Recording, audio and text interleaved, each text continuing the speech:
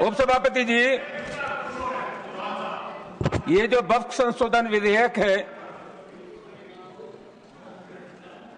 ये विधेयक सरकार का धार्मिक मामलों में हस्तक्षेप है और खासतौर से मुसलमानों के संबंध में। और उपसभापति जी, ये अनुच्छेद संविधान के अनुच्छेद 25, 26 एवं 29 का उल्लंघन करता है। ये विधेयक संविधान के मूल ढांचे पर हमला है और हमारे देश के संघीय ढांचे पर के खिलाफ है। मैं आपके मार्फत आग्रह करना चाहूंगा कि सरकार को इस संशोधन को वापस ले लेना चाहिए।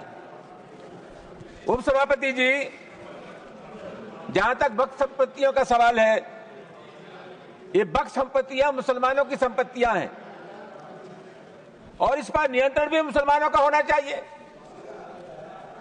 लेकिन अनावश्यक रूप से ऐसे लोगों को इसमें स्थान दिया जा रहा है जिनका इस पर कोई हक नहीं बनता। सभापति जी, हमारे तमाम लायक दोस्तों ने कहा, और ये बात सही भी है, कि विभिन्न वर्गों के और धर्मों के जो धार्मिक स्थल हैं या ट्रस्ट हैं, उनमें उन्हीं वर्गों के लोग होते हैं, लेकिन वक्फ बोर्ड में मुसलमानों के अलावा और लोगों को जोड़ा जाना ये निश्चित रूप से चिंता का विषय है।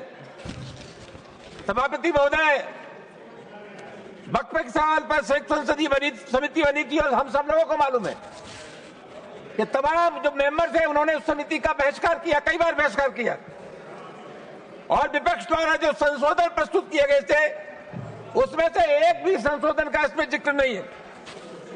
उपसभापति जी, ये बड़ा प्रचार किया जा रहा है कि इस वक्त संशोधन से, विधेयक से मुसलमानों का बड़ा फायदा होगा।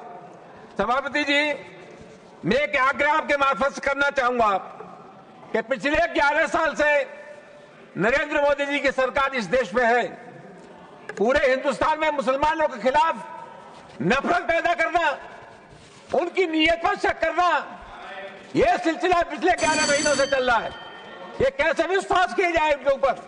सभापति जी, मैं एक बात आपके मार्फत जरूर कहना चाहूंगा कि जिस तरह से ये सरकारी उपक्रमों को बेच रहे हैं, मुझे आशंका है कि वक्फ संपत्तियों को इसी भी प्रकार से बेच देंगे।